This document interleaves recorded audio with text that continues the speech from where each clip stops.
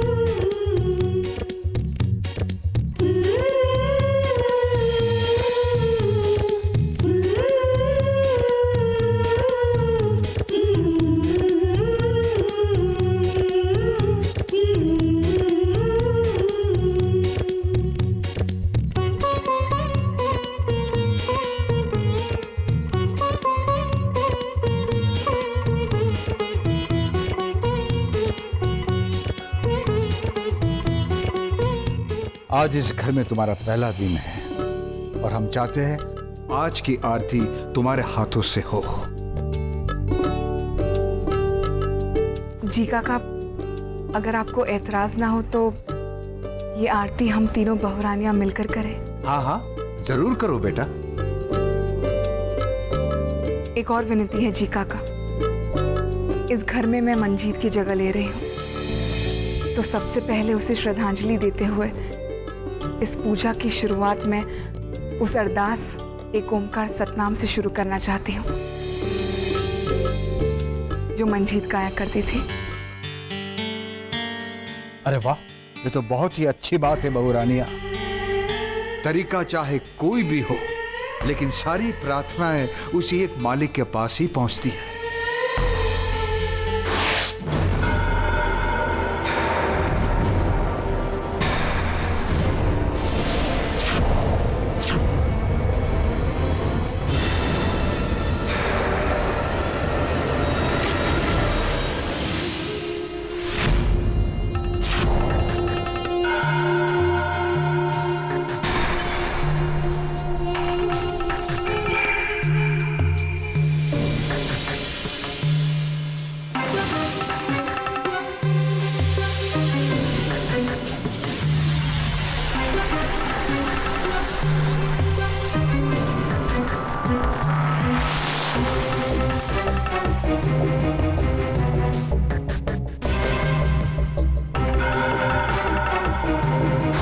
तुमने ये अरदास गाकर अपने महेश का दिल जीत लिया है।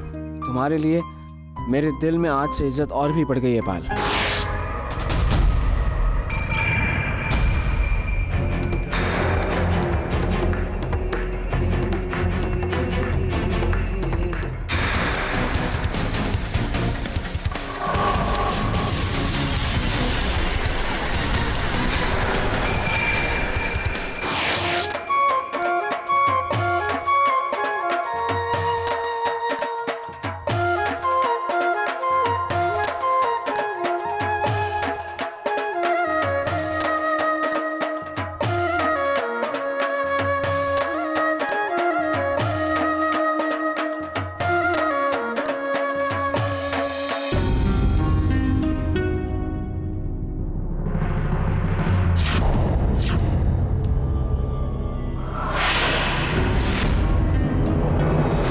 कुछ पहले मैंने सोच लिया है कि अब काजल हमारे साथ अहमदाबाद में नहीं रहेगी। जिस तरह से वो व्यवहार कर रही है, मुझे डर है कहीं वो मेरी पायल की जिंदगी बर्बाद न कर दे। लेकिन भाभी, अब इस वक्त काजल गुस्से में है, उसका दिल टूट गया है भाभी, उसे थोड़ा सा वक्त दे दीजिए। मैंने तय कर लिया है, पायल पायल के ससुराल के आसपास वो नहीं रहनी चाहिए। तुम समझती क्यों नहीं हो? जो लड़की गुस्से में अपनी माँ पे हमला कर सकती है, वो अपनी बहन की जिंदगी में क्या कुछ नहीं कर सकती। और नहीं, मैं नहीं चाहती कि मेरी एक बेटी की वजह से मेरी दूसरी बेटी की जिंदगी बर्बाद हो। इसलिए मैंने सोचा है कि तुम उसे यहाँ से कहीं दूर ले जाओ, बहुत दूर। लेकिन भाभी, मैं कहाँ ले जाऊँ उसे? वो मैं नहीं जानती, कहीं भी ले जाओ यहाँ से दूर। उसे राजकोट ले जाओ। राजकोट? हाँ, वहां मेरा भाई है, सब कुछ ठीक हो जाएगा। और अगर तुम साथ में होगी तो वहां तुम उसे संभाल लोगी। अब ये तुम्हारी जिम्मेदारी है।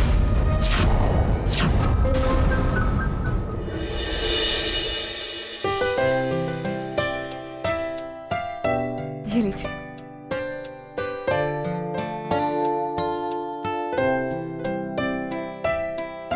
अरे मम्मी जी, मैं आपके लिए चाय लेकर आ ही रही थी आपके कमरे में।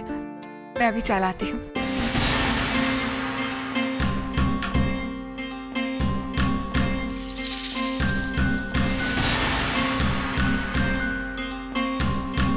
तुम फील बैड, लेकिन सबसे पहले तुम्हें इस घर की परंपरा निभानी चाहिए।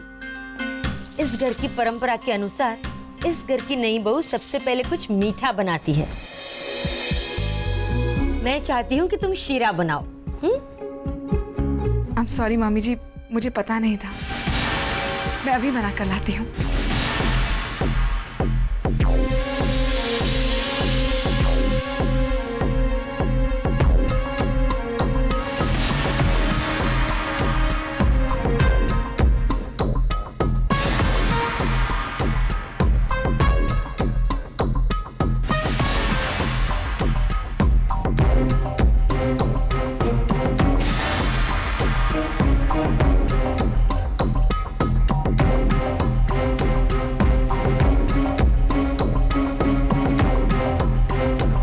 ये लीजिए, आप लोग प्लीज चखिए। टेस्ट कीजिए ना मम्मी जी। कैसा लगा मम्मी जी? अच्छा बना है, लेकिन मंजीत जैसा नहीं बना।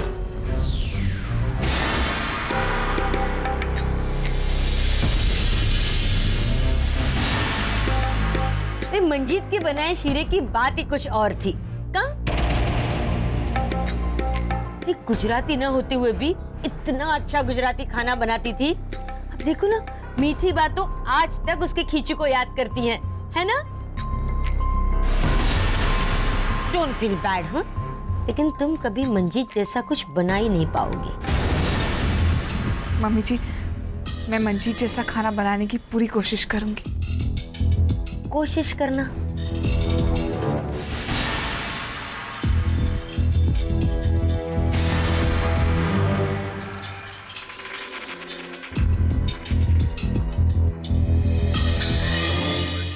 अब देखना, इस पायल को इस घर में हर पल मेरा सामना करना होगा।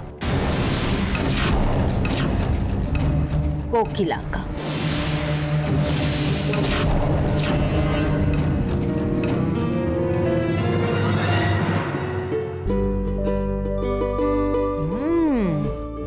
तुम्हारे हाथ में तो जादू है बहू रानी।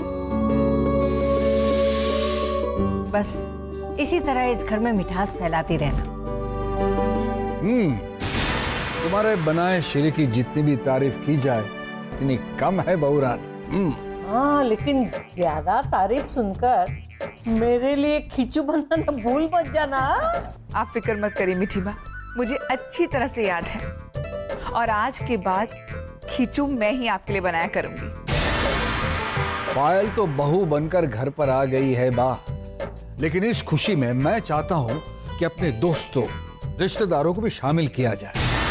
उन्हें भी तो पता चलना चाहिए कि घीवाला परिवार में तीसरी बहू रानी आ गई है। इसीलिए मैं महेश और पायल की शादी के लिए एक छोटा सा रिसेप्शन करना चाहता हूं।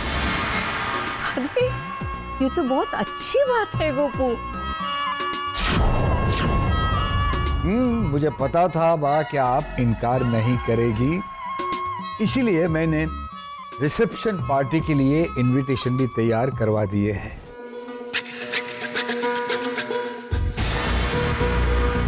सबसे पहले ये कार्ड पायल के महके भेज देना।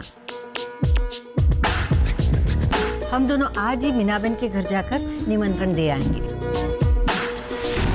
आखिर वो मौका आ ही गया जिसकी मुझे तलाश थी। आई डोंट फील बैड, पर घर वाले चाहे कितना भी खुश हो, पर मैं वही करूंगी जो मैं करना चाहती हूँ। प्लीज बैठिए।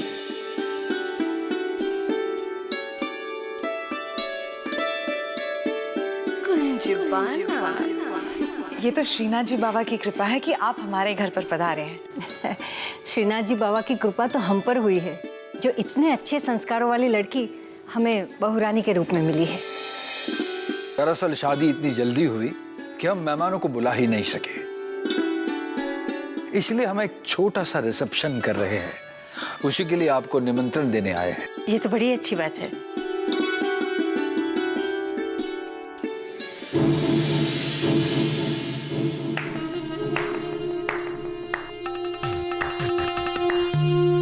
कमाल है।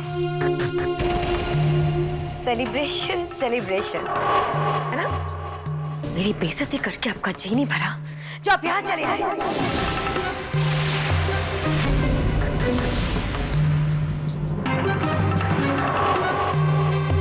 बात कर काजल, बड़ों के साथ ऐसे बात करते हैं? चुप। मेरे मामले में बोलने की कोई जरूरत नहीं है। जब मेरा दुख, मेरी परेशानी किसी को नजर नहीं आती, तो मुझसे किसी तरह की उम्मीद मत रखिए आप। मेरे लिए ये कोई नहीं सोच रहा कि मैं अंदर से कितनी दुखी हूं। और यहाँ पायल की शादी की खुशियां मनाई जा रही।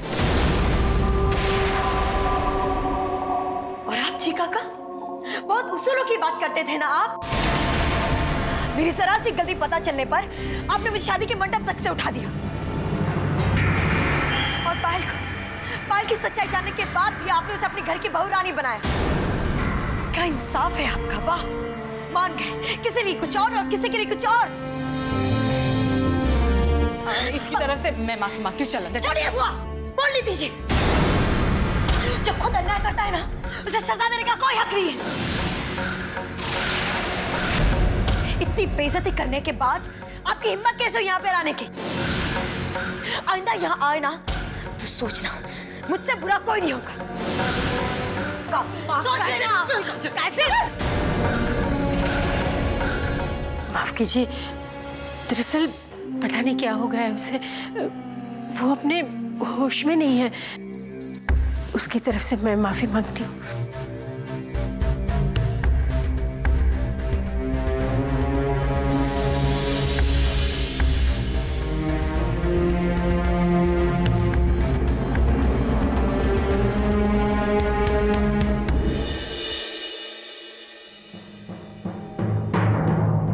आज तक इनका ऐसा अपमान किसी ने नहीं किया मीठी बा।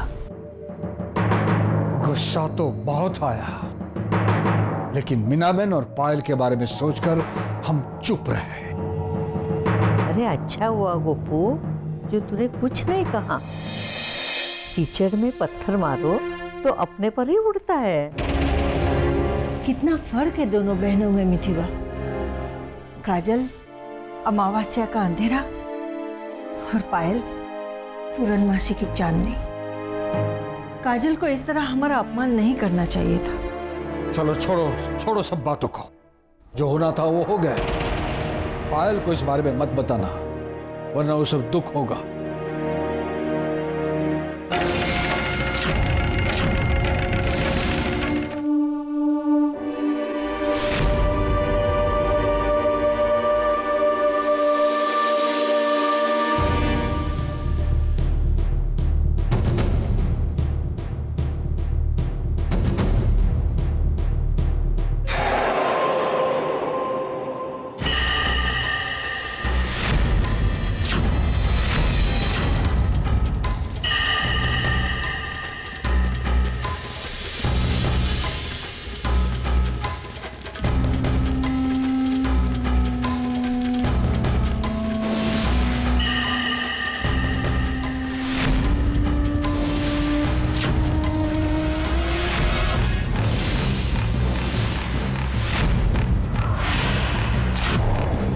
आज मेरे जी काका और दादी माँ का अपमान करके बहुत बड़ा गुनाह किया है तुमने। शर्म आनी चाहिए तुम्हें। एक बार भी तुमने नहीं सोचा कि वो लोग तुम्हारी बहन के ससुराल वाले हैं और ऐसा करके तुम्हारी बहन पर क्या गुजरेगी। मैं अपनों से बड़ों का अपमान बर्दाश्त नहीं कर सकती और अपने ससुराल वालों का तो कभी नहीं। किस बात का दोष दे रही थी तुम उन्हें? तुम्हें अपने किए की सजा मिली है और तुम इल्जाम लगा रही हो मेरे ससुराल वालों पर। तुम्हें अपनी बहन कहते हुए शर्म आती है मुझे। कहते हैं कि खून का रिश्ता कभी नहीं टूटता, लेकिन आज तुमने इस बात को गलत साबित कर दिया है दीदी। तोड़ दिया है हमारे रिश्ते को। तुम मेरी नजरों से गिर चुकी हो। आज से तुम्हारा और मेरा कोई रिश्ता नहीं है। समझी तुम? समझी तुम? समझी तुम?